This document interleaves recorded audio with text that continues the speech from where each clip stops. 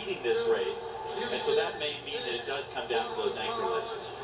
Look at the rest of the squads that are competing in the event. Had a late ad with Boston College as well, but this is the college men's 4x800. Yeah, keep an eye on Penn State. They've won this event 8 times, most recently in 2016.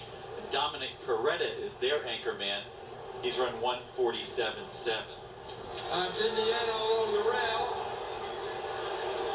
So they'll bring the groups together here once they pass the cones their first time around the backstretch in this college men's 4x800 meters.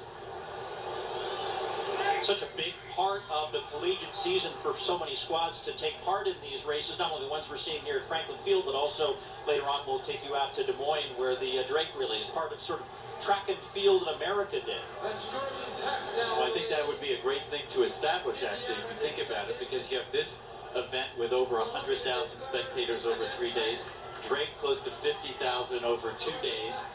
It's a great day across the country with high school meets at all levels, some state championship meets as early as this, but certainly district meets and other great meets. My only regret is some of the top colleges who have chosen to have their own meet this weekend instead of coming to one of these 2 great relay carnivals. I think that's against the interest of the sport. Those coaches are denying their athletes a chance to take part in an event like this and to gain the experience. Just like, you know, you heard Lawrence saying, it's the experience at meets like this that allow athletes to go to the next level. I completely agree with you, Craig. When I think of my career, many of the moments that inspired me to make the Olympic team was being at the Penn Relays, being in this atmosphere, competing with my teammates. And you don't get that experience when you're doing a dual meet at home. So I really believe and respect that point, Craig. Well, here comes the first controlled chaos of this 4x800, which is finding your teammate in this sea of exchange zones. And it looks like everyone will get their baton safely as we're on the second leg of this college men's 4x800 meters. And things beginning to string out just a bit. In Indiana, as we mentioned at the outset of this race, last winning this event in 1941, now has the lead. Jalen Royal will have the honor of the second 2 trips around the track. Adam Wallace led off at 1:51.66. Indiana ran 7:21. That's a little over 150 per man at the Florida Relays last month. So they know they're in good shape, but they've got that fact in their head that they haven't won this race since 1941 that they've got to work against. This is an excellent first lap for Jalen Royal. Has about a 10-meter advantage over Penn State's Cullen Aber, the senior. And now, just as I said that, Georgetown's Ian Delgado moves up on the outside and establishes the second position. So the wind is against their face in the home stretch. Not so bad to be out in the open when you're running down the backstretch, Sonia. But I would think on that first lap I would have wanted to tuck in behind someone when you're dealing with 25, 30-mile-an-hour winds in your face in the home stretch. Aber of Penn State now moving up on the outside and is going to try to reel in Indiana's Jalen Royal up front. Drew Manor is the athlete for Penn State. This third leg's going to be interesting because Indiana's third leg is a guy, Kenneth Hagan, who's thought of more as a miler, so he's going to have to be stepping down in distance. Used to run the 8, then moved up. So Columbia now to the lead as there was a stumble by Royal, who is having a little bit of problem with that rail. It's a unique situation to have that rail where it is on the outside of lane 3. So for the first time, Indiana does not have the lead. It's now in the hands of Columbia. Alex Sauer, the senior, the reigning Ivy League indoor champion at 1,000 meters, will take him down the backstretch.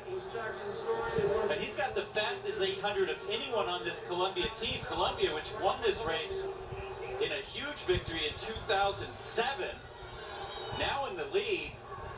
And I like the way that he grabbed that lead off of the handoff. Kind of took advantage of the jumble that was going on behind him. So Columbia, Indiana, and Penn State are the trio out here in front. Third of 4 legs in this college men's Championship of America 4x800 meter relay. Talking to some of the collegiate teams earlier too, Craig, they say they really like this opportunity to run some of these non-traditional kind of relay formats that they wouldn't normally do in a dual meet or a collegiate championship situation. And we always talk about there's something that happens when you have the baton in your hand, and 800 runners and milers don't get an opportunity to do that often, and so you get to experiment, to go out there and try to run a faster time and set a different pace for yourself, especially when you have someone that's calling you in to get the stick. It just gives you a little bit of boosted confidence to run faster. Oh, that's a great point. I always felt that I ran better on a relay than I did for myself, because you got the other three guys you got to think about. Alex Sauer has fought off a couple of challenges by Indiana and Penn State, but here comes Harry Ross of Penn State challenging him now on his outside right shoulder as they're all kind of fighting through the wind here. And Georgetown coming through, and actually will now be even with Columbia with one 800-meter leg to go. 149.57 for Georgetown. Pedal on the third leg, and this is a 4-team race, kind of what we thought might happen. Columbia, we didn't quite count on being in the mix here, so they're running well. And remember what I said at the outset, there are three great anchors in this race: Cooper Williams from Indiana, Joseph White from Georgetown, and Dominic Peretta from Penn State, all having run between 145 and 147. And who's going to deliver today?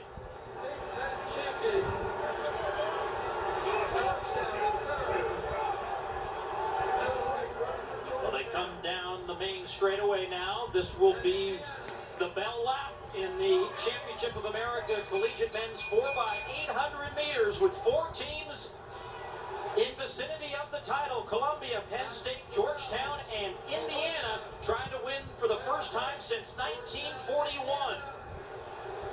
Joseph White in third for Georgetown, a senior. This is his last chance to win one of these Championship of America races. Sixth at the NCAAs in the indoor 800 as Penn State grabs the lead. Dominic Peretta makes his move. Georgetown in tow now in second as Joseph White goes up and passes him. And don't count out Indiana with Cooper Williams now, the tall one on the outside. All four teams still in the mix.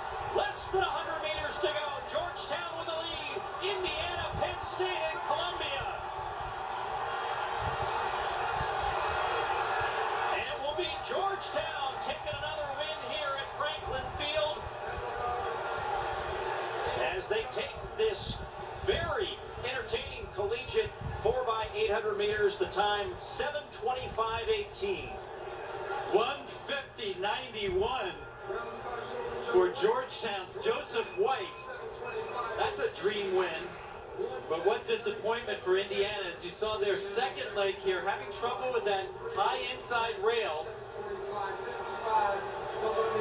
And that final pass made such a difference, Sonia. As look over on the left as the third man for Georgetown accelerates, and then White chooses his spot as they head into the last 800 meters. And what an exciting race. This race came together so well, like you mentioned, Craig, and to have these men competing so intensely for the last lap of this 4x8. Every moment of this race was exciting, and he just looked so confident as he came down. You saw him looking to the side as he competed down this last about 15 meters of the stretch. Indiana still doesn't have a win, but what a great run for that young team. Let's go down and hear from the winning team, who's with Terry.